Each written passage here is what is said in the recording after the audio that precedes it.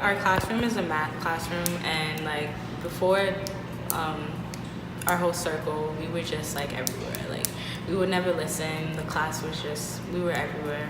We were like eighth graders.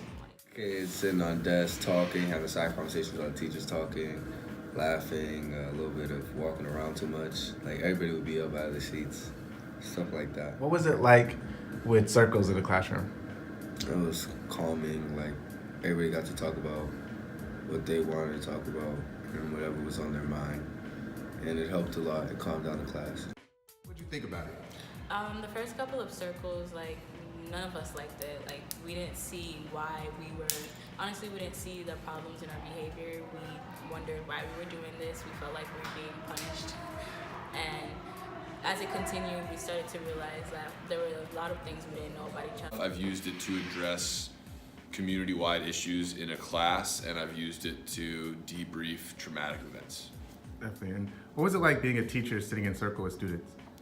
I really like it. I make a point when we're talking with students or trying to facilitate a discussion, I'll sit at a desk anyway, so I really like being on the same level and open to the same level of, like the same physical level as students or the same physical space, and then being open to the same level of vulnerability that I'm asking students to kind of participate in as well. So I really like something that visibly and conceptually like levels the playing field between student and instructor. Definitely. And so after all these circles that took place in the classroom, before you said the classroom was a little bit noisy, disrespectful, were there any changes that you saw after the circles in the classroom? Oh yeah, the class definitely calmed down a lot. We still joked around here and there, but we knew the right times when to do it. The best part of it was when we all talked about our first impressions of each other. I think that was really eye-opening. And now it's just quieter. Like you can walk in the classroom, it's just quieter than it was.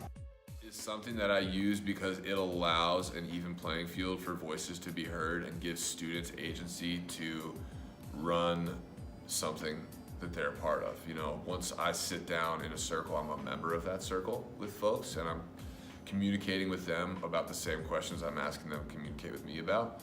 I think in terms of lacrosse specifically, when people are really forced to be with each other every single day and it's not just part of your schedule that you're given as a student, I saw that it allowed students to have a meaningful understanding of the oppositional force that they had dealt with. So like two kids who were in a fight with each other and weren't able to communicate or understand or empathize with one another were able to do that in the space of the circle. And they were sophomores when that happened. They're seniors now. They're both captains on our team, and they're both really good friends. And there was a legitimate misunderstanding between those two people. Teachers or students that want to hear what students have to say about circles, what would you say about your thoughts on circles and classrooms and restorative practices? Well, I would definitely say do the circles. They help a lot in ways that you would never think it would. I literally have a 100% record if we can continue to look back at students who have been positively affected by circles. Perfect. And thank you for your time. If there's any final words or thoughts on restorative practices or teaching, are there any final words of wisdoms that you would like to share?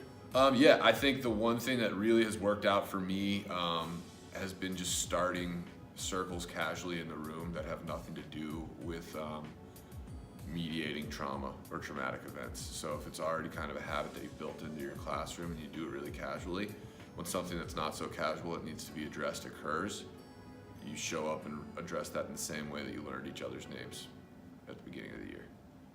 Perfect. Do you have any new understandings of your teachers? Yeah, I learned why they're cranky all the time. Definitely. So what are your thoughts on if there's other teachers or students who are thinking about doing circles in their class? I think it requires patience, and it requires a level of like positive thinking, because if you come into it thinking this isn't gonna help, then it probably isn't.